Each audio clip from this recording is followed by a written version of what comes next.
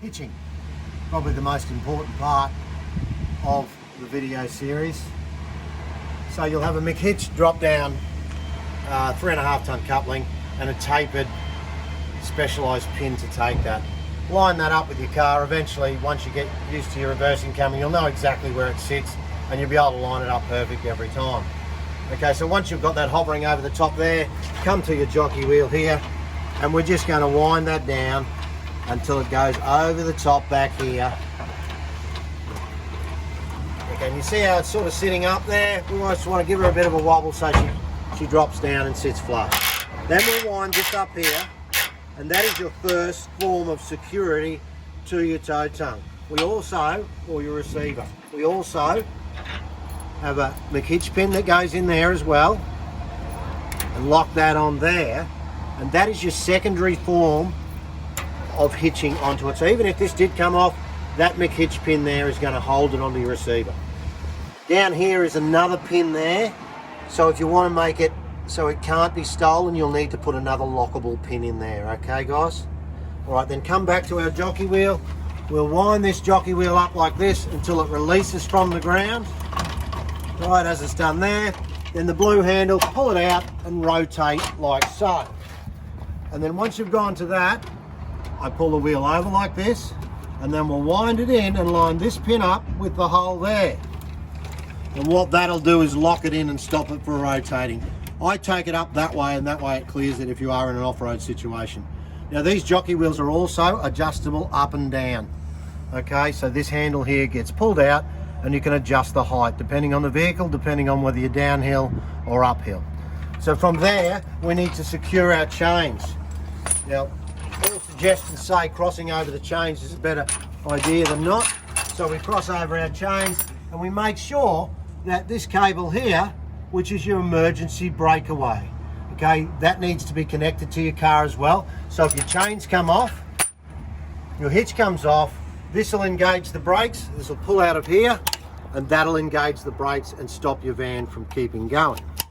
So we need that in there. We need to shackle that up to here, as well as crossing over your chains like so. With shackles, what you do is you tighten them and then just back them off just a slight bit so they don't lock in. Then we have to go through this, which is our 7-pin connection plug.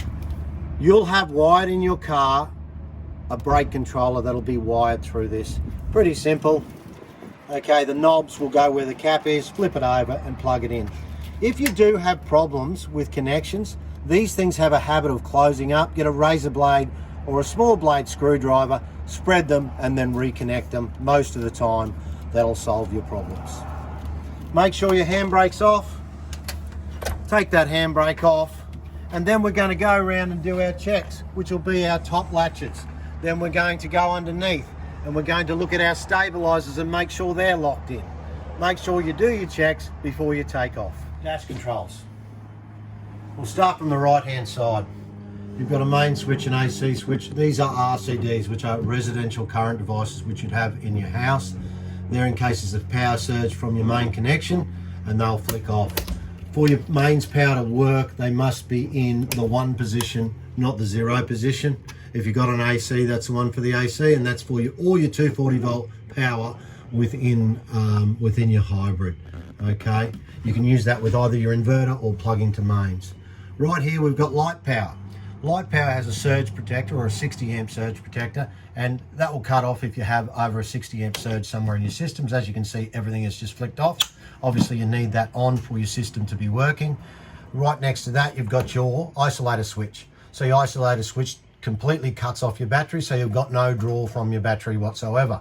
That will need to be on while you travel so that you can power up your fridge. Your solar will still charge when that's off, and so will your battery charger as well.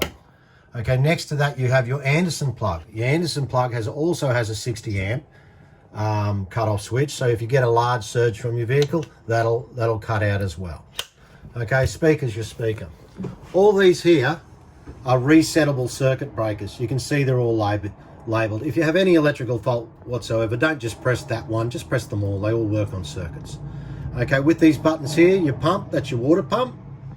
This one here, shower power. That shower power is actually for this shower, the internal shower and the shower fan inside. The roof lights are self-explanatory. You have 2 roof lights. That's the roof light switch, off and on.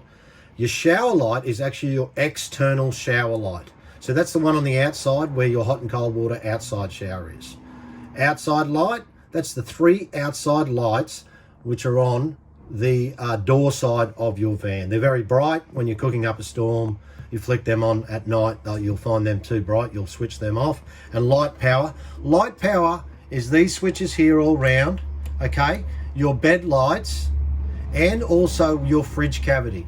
When you're traveling, you'll have all these off, but you'll need your light power on to power your exhaust fan in your fridge slide. So remember that one. The other thing to be very conscious of is if you leave all your lights on, as we move to the left here, you'll see you're drawing 4.6 amps an hour without a fridge on. Over 10 hours, that's 46 amps. But if you find that you're a bit more careful with your lights, then all of a sudden you're only drawing 0.3 of an amp, and over 10 hours, that's only going to be 3 amps, and that's going to make a hell of a difference. Your voltmeters here, so that's what's left in your battery. That one there's reading over 13 because it's getting charged by the solar. Okay, a battery empty is at 12 volts flat, and it's full at 13 volts. Remember, you've only got 50% of your battery power that you can use. So you have 300 amps of battery, you've only got 150 usable amps.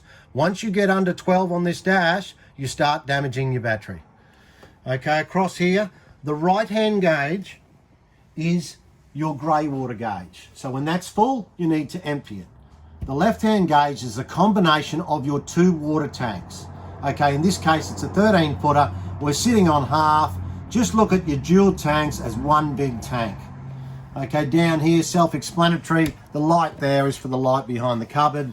The outside speaker is for the outside speaker. And the stereo is for the stereo to turn on. Over here, we have a solar controller. Okay, you do not need to touch that solar controller, and it will charge even if your battery isolator is off. Bed hatch, roof, and hatch handles. First of all, if you're going to do your bed hatch, you'll have a split pin on either side. Pull that out of the top hole. Then you'll go to the other side and do the same thing. You'll remove the pin and remove that. Then, if you just scan back, we'll grab the top of your tyres and we just roll it down like that and put a bit of weight on it. Then we grab a pin, put it in there, and that's the bottom hole. That'll actually hold it all together. I would suggest that this would be a great place to leave your pins, both sides, that way you won't lose them. Okay, after you've done that, then you've got 3 latches. 1, 2, and 3. We lift the lid up, take the weight with one hand, and then we open one wing or side and make sure it slots in here properly. And do the same with the other side. Once again, making sure it slots in there properly. We've got a barrel bolt here. Barrel bolt gets taken out and turned 90 degrees so that it locks in. If you don't lock it in, it'll catch a weather seal and you'll rip your weather seal. So do the other side, then we roll the hatch back like this. Make sure it slots down there properly and down here properly. And then once again, we have barrel bolts over here. We need to pull those out, and then that'll lift with the set of struts. We need to clear these clips, pull it into the cavity. Then firstly, your stainless clip rolls up and catches this lip, and then your triangle clip will go on that tongue there and pulls it down like so. A bit of plastic there. Right there, you could put a padlock in there, but it would only keep the honest people out. You do the opposite to pack it up. I say your roof. So your roof, this is your pop-up roof. In each corner of your pop-up roof, you'll have some tension clips. These will be positioned halfway along so this can't pull off while you're driving along. So remove each one of your clips, roll that down and clear it like so. Okay, make sure you do it around all 4 of the clips on each corner. Once you've done that, come inside and I'll show you how to lift the roof up. As you come in the front door, I put my hand on the roof, nice tight elbow, straight back, and just lift. Let the gas struts do the work. Don't fight the gas struts. So just take it to a point where the gas struts take over. And all we do is click that in there. You come in the other end. Once again, we'll take it up, but don't fight it. It'll bind a slight bit. Wait for the gas struts. I'm doing that one-handed. It's that easy. Okay, then lift these up and over, and in she slots. When you're removing or putting the roof down, it's exactly the same but the opposite. So we lift these tabs, nice straight back, lean back. Your roof will come down nice and soft. Do the exact same on the other end. Like so. Just put your elbow in there and clear that canvas. Okay, go around, do your 4 tension clips, and that's it, you're ready to go. The other thing I just wanted to show you in this video is your hatches and the handles on your hatches.